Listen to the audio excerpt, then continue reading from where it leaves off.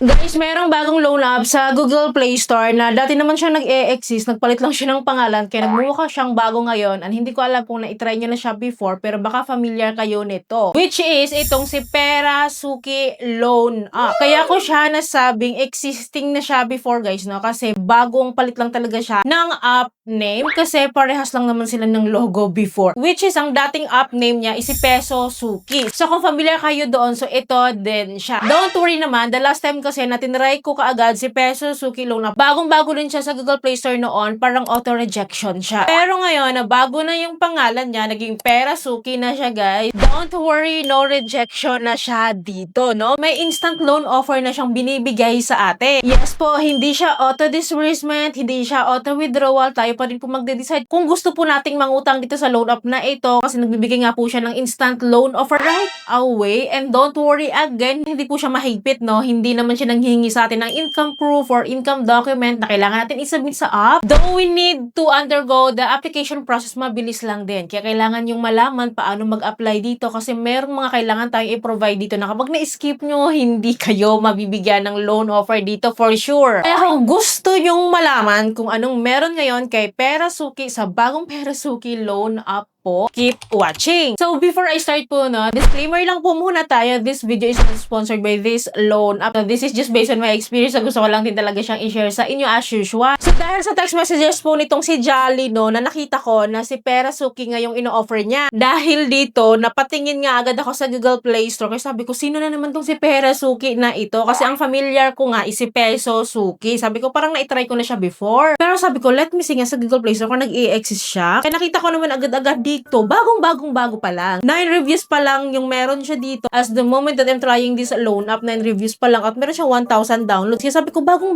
pa lang ito. Tinignan ko sa app details niya na na-release lang pala siya last August 2025 at nagkaroon siya ng update agad-agad this September 2025 lang. Kaya sabi ko, bagong balik or bagong palit lang ng pangalan pero same logo, same information. And let us see kung yung application process niya nga, kung may pagbabago, kasi nagkaroon nga ng update. Kaya sabi ko sa inyo, hindi niyo pwedeng i-skip yun. Panoorin niyo yung application niya para kahit pa paano guys, no, bago kayo makapag-proceed or mabigyan kayo ng instant loan offer dito is alam nyo yung proseso niya. Kasi may kailangan nga talaga kayong malaman dito. Well, still po, under pa din po pala siya kay Acquire Lending and Trading Corporation po, no. Which is guys, as I visited the SEC website, under sa list of recorded online lending platform, wala po siya doon. So, dapat nandun siya sa list of recorded online lending platform kasi loan app po ito. Well, anyways, kahit po hindi siya SEC registered po, dinownload ko pa din po siya kasi gusto ko nga po siyang subukan for your sake, para bago nyo pa lang siya ma-try, at least, no, meron na kayong idea. In case hindi nyo siya bet, no, ako muna yung magta-try. Well, dinownload ko po yung app and then agad-agad pang bubungad sa atin dito is yung kanyang privacy statement or privacy policy po, permission po na kailangan daw po natin i-agree or i-allow while using the app. So, kinikip po tong I agree. And then here po sa homepage po ni Perasuki po, nag-o-offer po siya ng maximum credit limit po of 28,000 pesos. So, kinikip ko po itong apply now. And then here po, right away, I need to input my mobile phone number. And then click natin yung get OTP to receive the verification code. And then ang nagpadala nga sa akin is si Jolly. At nakalagay doon na Pesosuki. So, siya pa din talaga ito. Well, anyways, in-input ko naman po yung verification code para makapag-proceed po ako. And right away, guys, nakalagay dito po, we need to authorize na ma-permit nga po yung SMS, something po na gano'n, no, para makapag-proceed po ako. And right after po nito, I need to provide my ID information here. Well, ito nga po yung mga IDs po na nire-require po nila or hinihingi po nila sa akin. So, pipili lang po tayo ng isa lang po dyan, no? So, siguro naman may mga IDs tayo ng mga nakalist po dito kasi yan naman ay pang masa naman. So, anyways, right after nyan, pipicture na natin yung ating ID and then mag-i-input tayo ng ating ID number, birthday, gender, children number, marital status. The right away is we need to input our personal details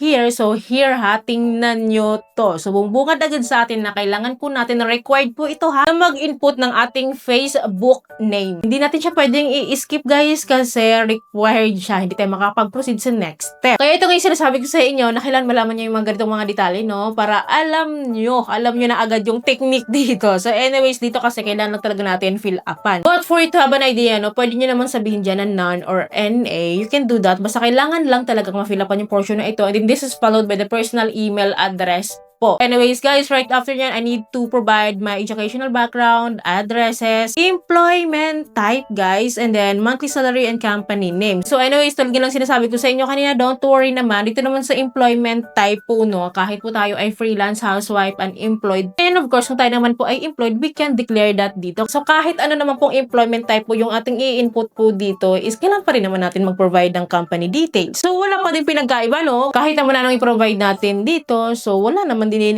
income proof. Anyways, kapag nakapili na po tayo dyan, so puproceed tayo sa next step, which is the emergency contact na po. Here guys, no, 4 po yung hinihingi po nila ditong emergency contact person po, at hindi natin kailangan fill upan pala manually po. Magdadirect po siya sa ating phone book list once po kinig natin itong add emergency dito sa baba. So 4 po na contact list sa ating phone book po yung hinihingi nila. Well, right after po nito, sinubmit ko siya, and then here po, ito na po yung portion na kailangan natin inputan ng ating withdrawal information or the payment option na po. So kailangan po natin mag-provide dito ng disbursement account po. Dito po nila isa-send if ever po decide tayo makapangutang or mag-loan dito. And as you can see po, no, meron siyang mga choices dito like e-wallets or bank accounts po. Pero meron siyang transfer fee po na 80 pesos na standard ito. So ito pong 80 pesos ibabawas mamaya sa ating loan offer. So anyways, I choose my GCash account, and then kinlik ko po itong next. And then guys, no, nagka-countdown na siya. And before, no, sa Peso Suki Loan App before is after po nito, nare-reject ako. Pero ngayon, awa siya kasi nga, di ba, nagkaroon na tayo ng instant cash loan offer agad-agad. Hindi na siya nang re-reject. No rejection na po dito, FYI. But anyways, okay ba? Okay ba siya utangan? Okay ba yung interest rates niya? Anyways, no, meron tayong loan offer, instant loan offer of 2,000 pesos. So, not bad na rin, no, sa first timer na mag-try dito kung ma-offeran tayo ng 2,000 pesos. But wait, patapusin niyo muna ako. So, kung makikita niyo dito sa loan tenure, 7 days daw, after 120 days. So, anyways, no, kapag mga ganito, within 7 days to pay po yung ating payment dito sa first loan. And look at the repayment plan. 2,000 pesos yung aking loan amount, pero ang babayaran ko is 2,140. So, well, malinaw sa atin na 7 days to pay, and then meron tayong interest rate dito na 140